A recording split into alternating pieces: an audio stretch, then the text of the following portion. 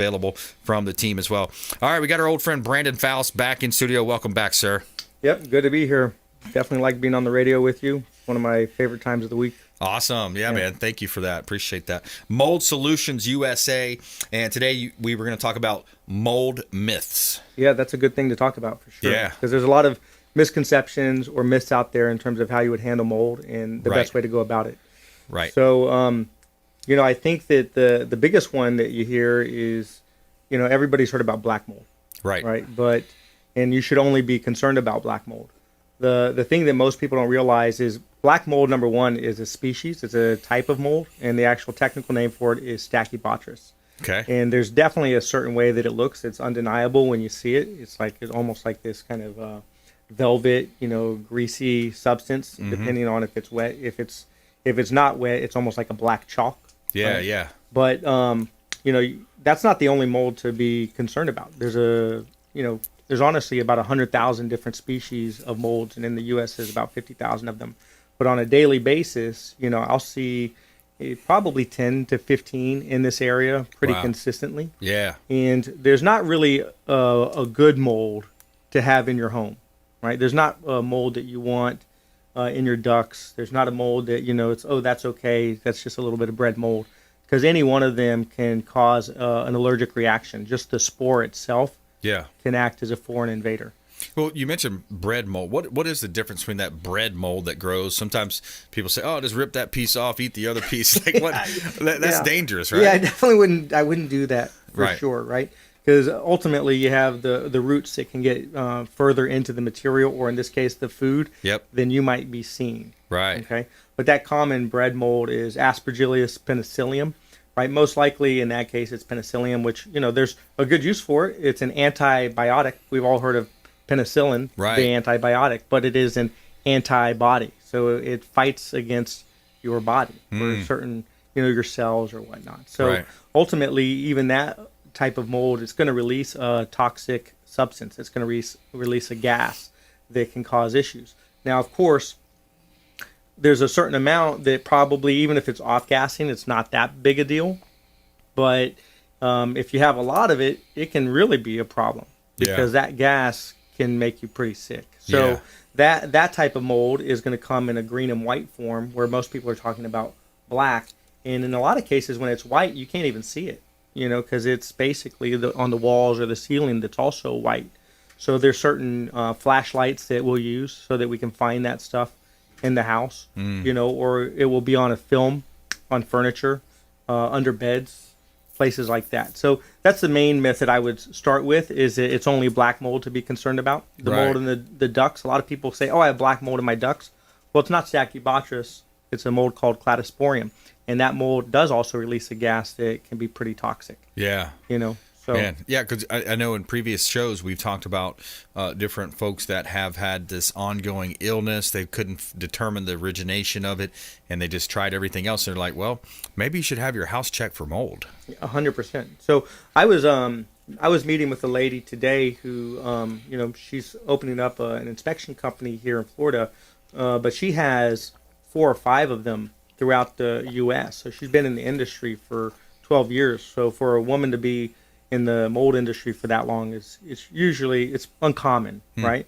But she's extremely skilled and experienced, and she's told me some of the things that she's run into in terms children that have lost half their weight due to mold exposure, the mental aspects of it that she's seen that have been resolved when the mold was properly handled, like even depression, things along these lines that you would never think, are actually being caused by mold exposure. Wow.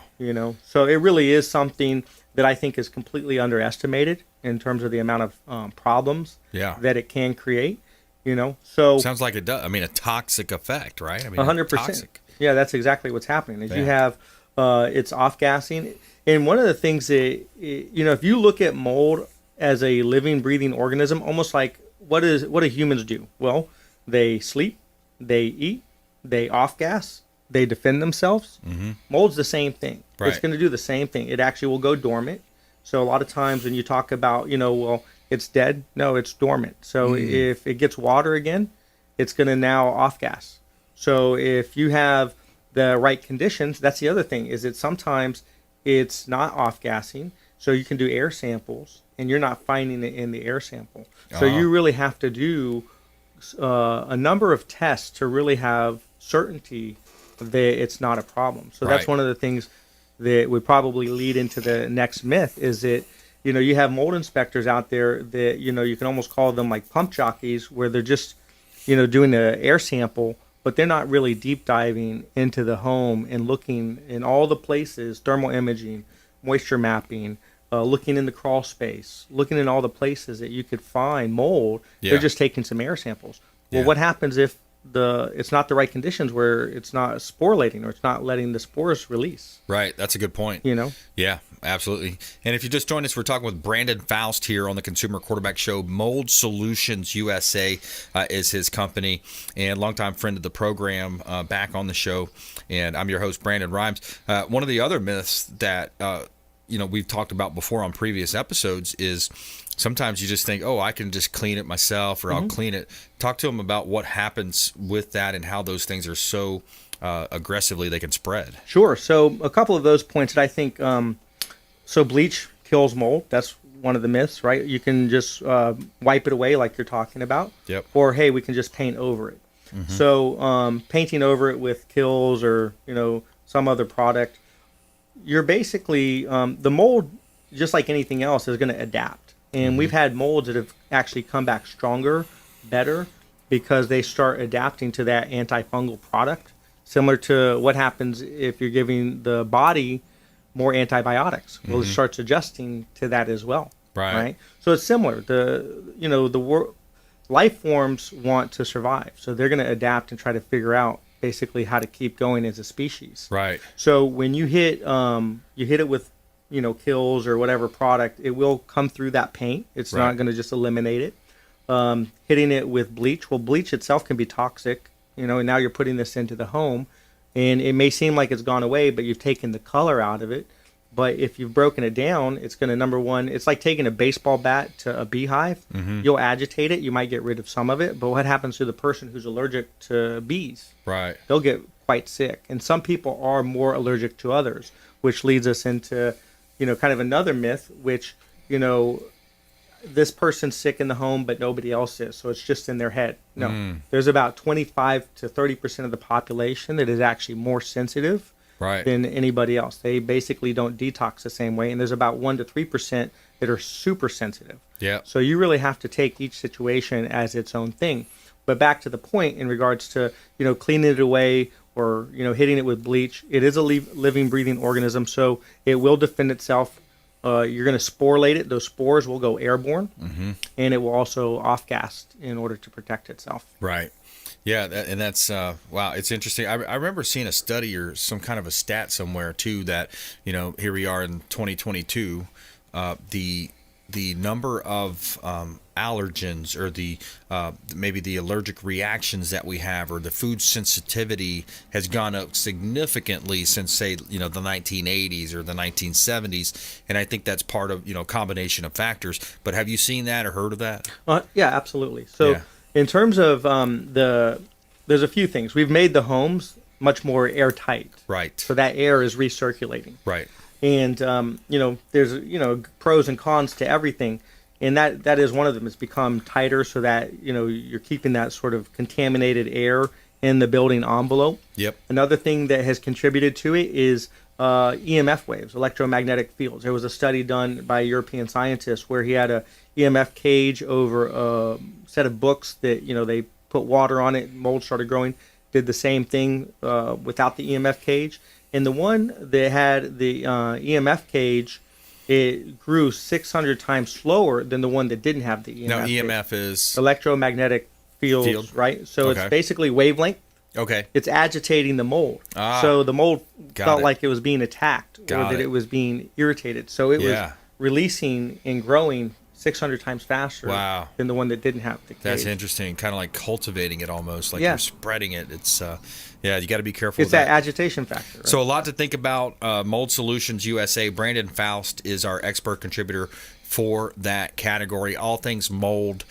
Reach out to Brandon. And if you wanted to get in touch with Brandon or maybe get an inspection on your home, you could reach out to the hotline 813-917-1894. Just call or text 813-917-1894. You might just text mold to that number, and we'll put you in touch with Brandon.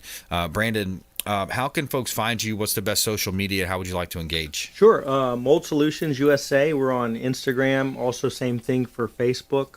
We answer those messages that come in. Our website, moldsolutionsusa.com. They can always give us a call, as well, 727-276-4787. So, again, that's 727-276-4787. So that's, we definitely like being in communication and talking to people and, giving them advice, giving them tips. Yeah. We're constantly putting tips on our Instagram page. We keep that pretty up to date. Yeah. Follow them online, Mold Solutions USA on Instagram. Go ahead and like that page and connect with them and talk to any of your friends also, because I think that's a key point. Sometimes people have these illnesses and they don't really know what it is. They're confused. It might be the home, so get it checked out. That'd be something to talk about. Yeah, there's definitely an education factor that needs to take place on a larger scale. Yep. So I don't know how much more time we have, but there's a couple other ones we could talk about. Going to a break or anything like that? Yeah, we got it. We got Fred Muth coming up on the next segment here, but give us real quick what are those 2 points you wanted to make? Sure. So one of the things I would say is the crawl space is a key factor to look into. Just because 50% of the air that you breathe is actually coming from down below your home. If you have that space, it's going to come in. So, and that's a good point. If it's got that old Florida smell, there's a good chance that it is moldy. Musty does equal moldy. But one of the other myths is that you can always smell it, because in some cases you can't. Right. Sometimes you'll go into a home, there's no smell, but there's people that are getting sick, and then you remove the walls and you find out that a huge source of mold behind those walls. Right, absolutely. All right, find him online, Mold Solutions USA, Brandon Faust, and you'll see him on the website as well, consumerqb.com. Brandon, good to see you again. Yeah, great to see you too. Awesome. All right, we're taking a quick break here. We come back. We got Fred Muth in the house. Tampa Screens and Aluminum going to be on the program, a.k.a. the Tin Man. He's our contractor, expert contributor for all things aluminum and screen rooms. We'll be right back. Consumer Quarterback Show, consumerqb.com. This is Warwick Dunn, and you're listening to the Real Estate Quarterback Show, hosted by my man, Brandon Rimes. To get in touch with Brandon, call 813-917-1894. Online at consumerqb.com. Hey, Brandon Rimes here. We are looking for real estate investors. We've got a new relationship